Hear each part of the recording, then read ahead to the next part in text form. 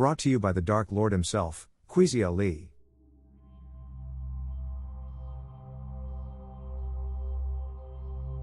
The fires of the past.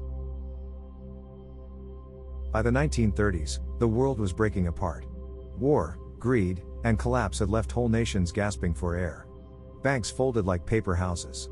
The rich hoarded gold while millions starved on city streets. In Germany, the scars of the Treaty of Versailles bled through every household. 132 billion gold marks in reparations crushed the economy until a loaf of bread cost billions of paper marks. The Weimar Republic tried to hold democracy together with threat and prayer, but fear and anger pulled harder.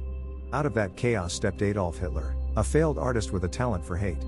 He joined the German Workers' Party in 1919 and soon renamed it the National Socialist German Workers' Party, the Nazi Party.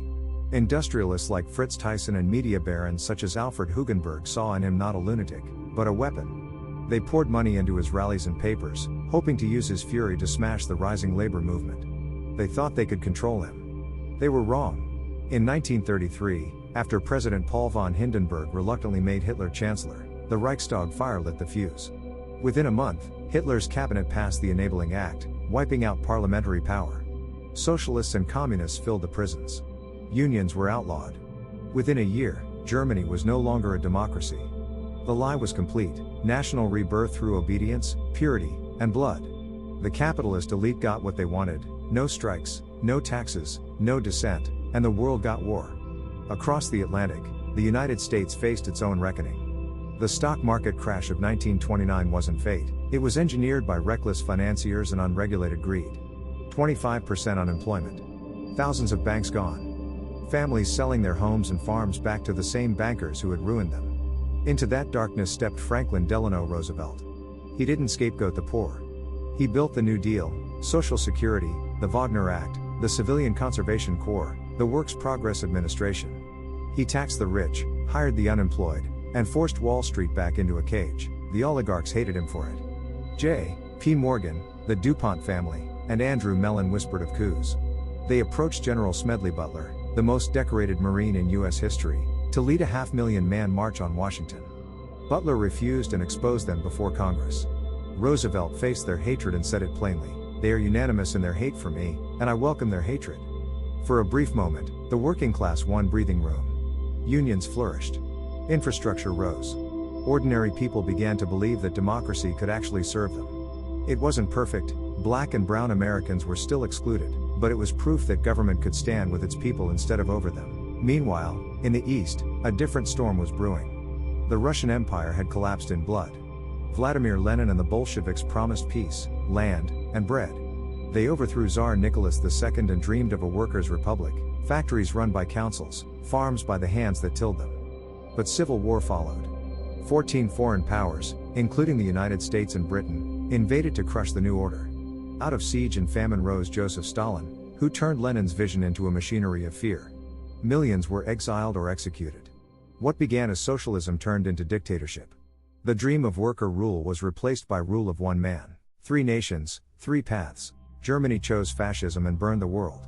Russia chose authoritarianism and caged its revolution. America chose reform, and for a while, justice flickered.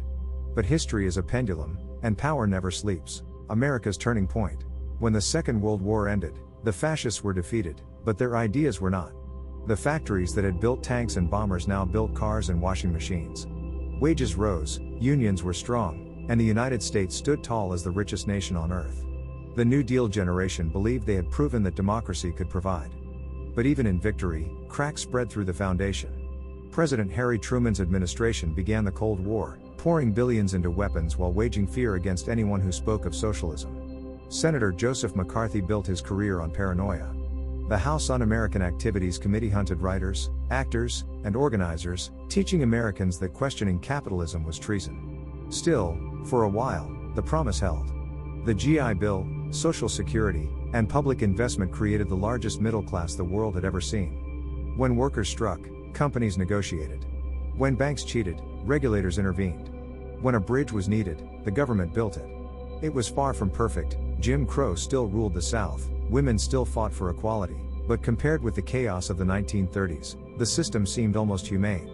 That balance lasted roughly a generation. By the 1970s, profits slowed.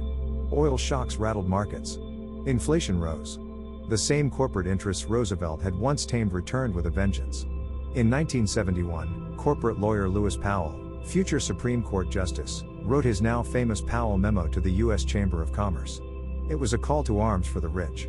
He warned business leaders that the universities, the press, and even the churches were turning people against capitalism. His solution: take over every institution, media, law, education, politics, until the public once again served private profit. 2 years later, President Richard Nixon brought the first wave of that strategy to life. He ended the Bretton Woods gold standard, unleashed global finance, and used his so-called Southern strategy to pull white voters away from the Democratic Party by appealing to racial resentment. He declared a war on drugs to criminalize dissent and silence black communities. He left office in scandal, but his blueprint survived. The 1970s became the pivot point. Factories closed, jobs moved overseas, and confidence collapsed. People wanted a savior, someone to tell them the nightmare would end. Out of Hollywood stepped Ronald Reagan, the smiling salesman for a corporate counter-revolution. Then came the counter-revolution with a smile. By 1980, the United States was tired. Inflation strangled savings, unemployment lines wrapped around blocks, and 52 Americans were being held hostage in Iran. Into that fatigue walked Ronald Reagan, a former actor with an easy grin and a dangerous idea. He told the nation, "Government is not the solution to our problem, government is the problem." Behind that smile stood corporate America, ready to finish what Richard Nixon and the Lewis Powell Memo had begun. Reagan sold a fairy tale, that if we cut taxes for the rich, dismantled unions, and let markets run free, prosperity would trickle down. It was Milton Friedman's gospel of neoliberalism wrapped in red, white, and blue optimism. In 1981, he signed the Economic Recovery Tax Act, slashing the top income rate from 70% to 50% and giving corporations the largest tax break in U.S. history. At the same time, he gutted social programs. By the end of 1982, unemployment hit 10.8%, higher than at any time since the Great Depression. Farmers lost over 250,000 farms to foreclosure. In Iowa, land values fell 60%. Families planted white crosses on courthouse lawns for every farm lost. Meanwhile, Wall Street feasted. The Dow Jones more than doubled, and the wealth of the top 1% soared while real wages for everyone else fell. Reagan called it morning in America. For most working families, it felt more like midnight. On August 3, 1981, 12,000 air traffic controllers in the PATCO union went on strike demanding safer schedules and modern equipment. They had endorsed Reagan during his campaign. In return, he fired 11,345 of them and banned them from federal service for life. The message was clear: if the president could crush a union, any employer could. Within a decade, union membership dropped from 1 in 5 workers to barely 1 in 6. Wages stagnated, and the labor movement that had built the middle class began to die. Reagan's war on drugs turned that domestic war into something darker. The Anti-Drug Abuse Act of 1986 created a 100-to-1 sentencing disparity between crack and powder cocaine. 5 grams of crack meant the same prison time as 500 grams of powder. Over 90% of those sentenced were black, even though most cocaine users were white. Federal spending on enforcement doubled while funding for treatment was slashed. The result was mass incarceration, from 50,000 drug prisoners in 1980 to more than 400,000 by 1989. The total U.S. prison population nearly doubled. The so-called war on drugs became a war on communities of color. Abroad, Reagan wrapped his corporate crusade in the flag. He funneled weapons and money to right-wing regimes across Latin America. In El Salvador, U.S.-trained troops massacred more than 800 civilians at El Mozo. In Nicaragua, he armed the Contras to overthrow the left-wing Sandinista government that had promised land reform and literacy.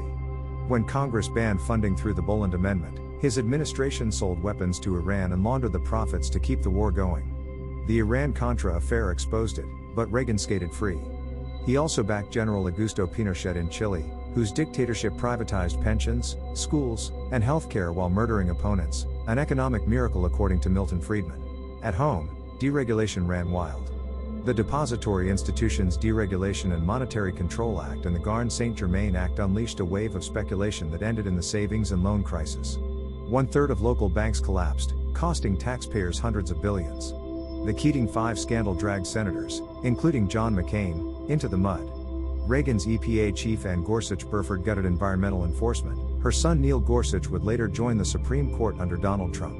In 1987, the FCC scrapped the Fairness Doctrine, clearing the path for partisan talk radio and decades of political division. By the time Reagan left office in 1989, the national debt had ballooned from under $1 trillion to nearly $2.5 trillion. Yet his approval ratings soared. His Hollywood glow blinded a nation while the middle class bled out. What Reagan built wasn't small government, it was a new religion, neoliberalism, and both parties converted. George H.W. Bush, Bill Clinton, George W. Bush, Barack Obama, Donald Trump, and Joe Biden all governed inside the house Reagan built: deregulate, privatize, criminalize poverty, and let corporate money rule. 40 years later, homelessness is treated as a police problem instead of a housing problem, healthcare is chained to employment, and billionaires launch rockets while millions live paycheck to paycheck.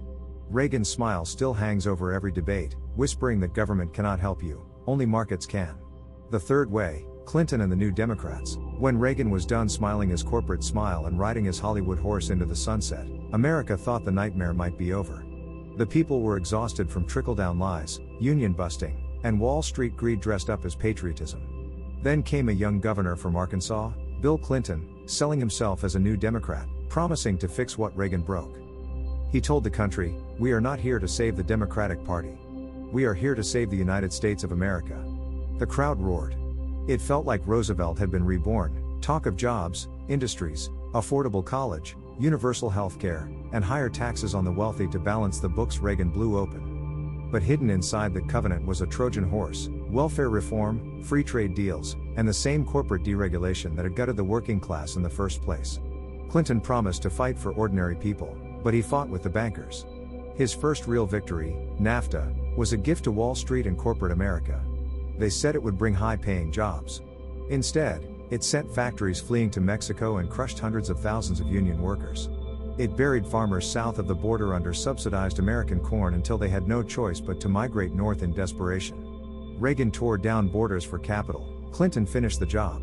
Then came the so-called crime bill, written by Joe Biden and signed by Clinton.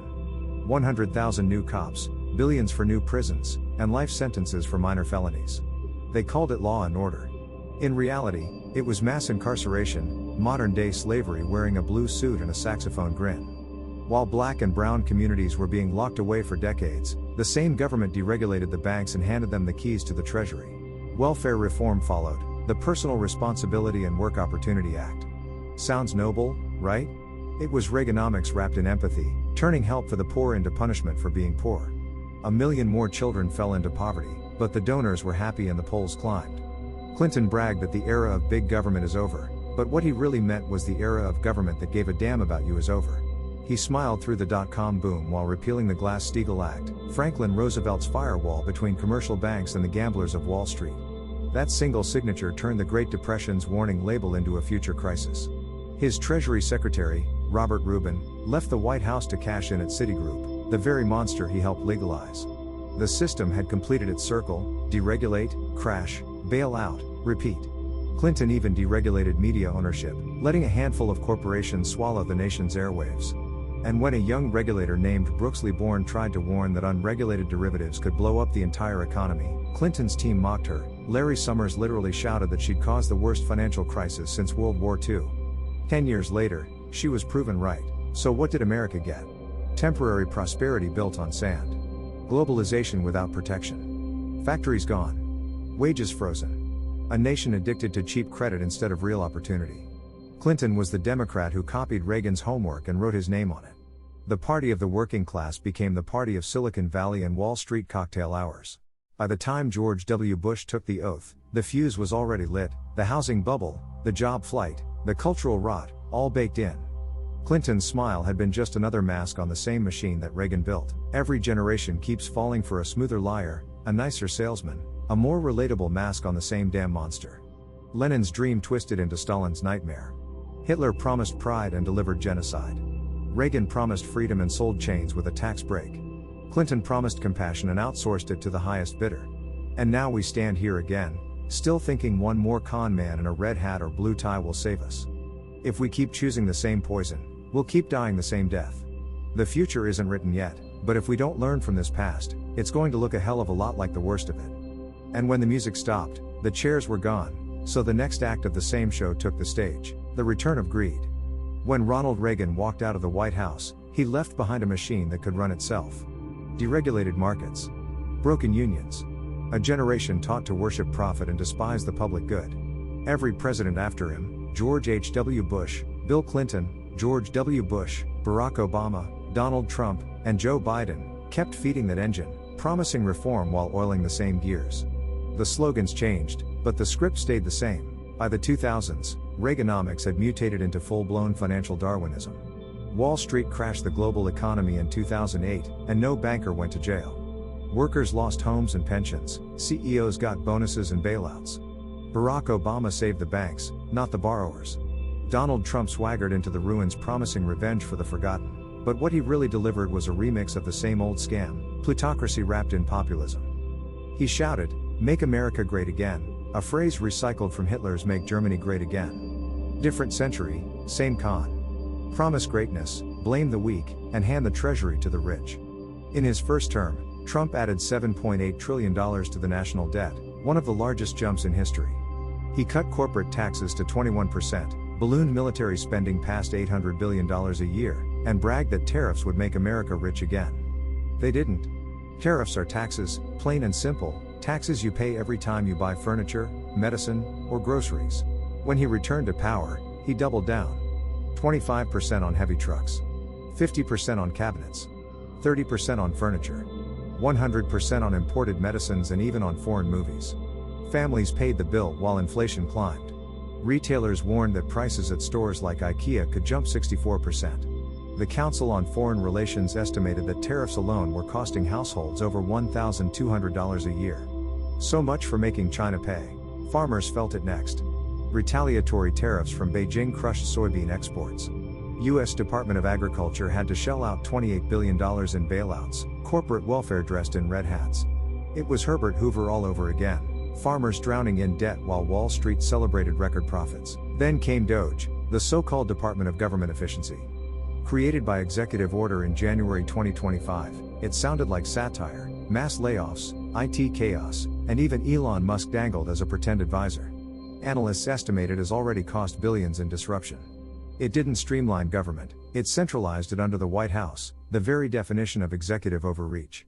Meanwhile, the tech and manufacturing boom Trump takes credit for? That came from the CHIPS and Science Act of 2022, signed by President Joe Biden. The semiconductor fabs rising in Arizona, Texas, and Ohio exist because that law poured $52 billion into research and production incentives. Trump had called it corporate welfare. Now he claims it as his own miracle. Energy exports? Those were unlocked by the 2015 Bipartisan Budget Act, which repealed the crude oil export ban signed under Barack Obama. Natural gas surges trace back to the Natural Gas Act from decades earlier. What Trump did was brag about inherited success while trying to revive coal and block renewables. He even pulled the United States out of the Paris Climate Accord, setting back global climate efforts by years. The numbers tell the real story. $97 billion collected in tariffs in 2024, but $7.75 trillion in new debt projected by 2035. Tariffs barely cover the interest on the loans he created. The debt legacy of Trumpism, nearly $15 trillion across both terms, is the biggest in American history. And still, the myth persists. That tariffs protect jobs. That billionaires are patriots. That trickle-down will finally work this time. The truth is written in pink slips. The Peterson Institute for International Economics projects more than 176,000 manufacturing jobs lost because of those tariffs. When steel prices jump, construction slows, and auto plants cut shifts. The same blue-collar workers who believe the promise end up paying the price. Through all of it, Trump revived Reagan's ghost: deregulate, privatize, and pray that the market saves you. Only this time, the smile was gone. The cruelty was the point. Immigrants blamed for corporate crimes. Journalists branded enemies.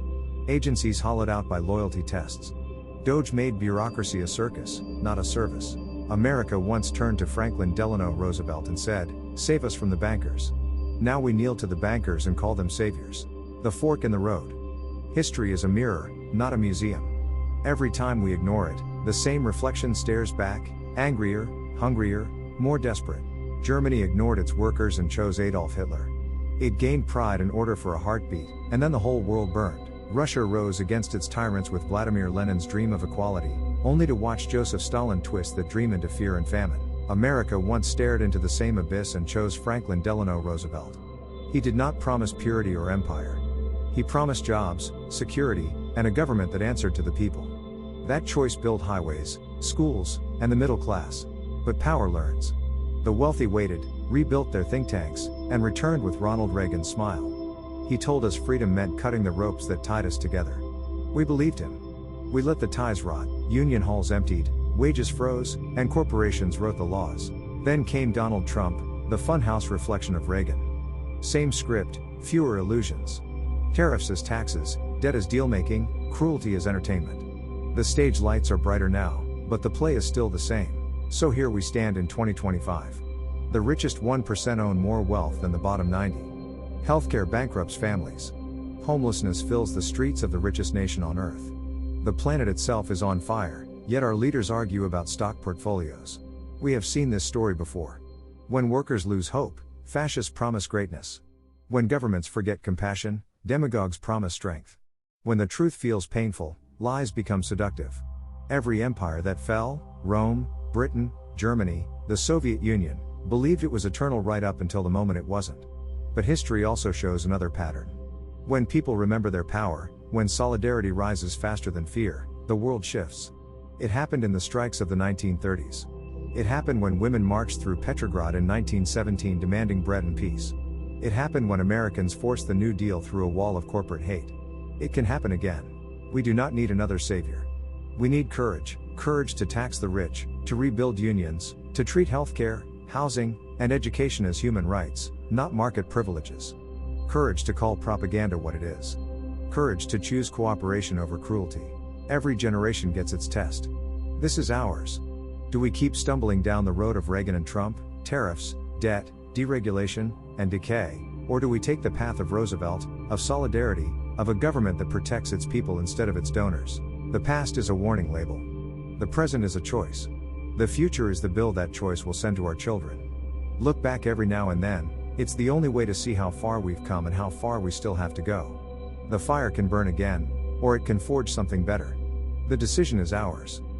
Kwesi Ali, the man, the myth, the legend. The icon aka the Dark Lord. Hashtag Revolution 2025 Hashtag Chaos Rising 2025 Hashtag Rebellion 2025 Hashtag Resist the Machine 2025 Hashtag Truth Over Tyrants 2025 Hashtag End the Empire 2025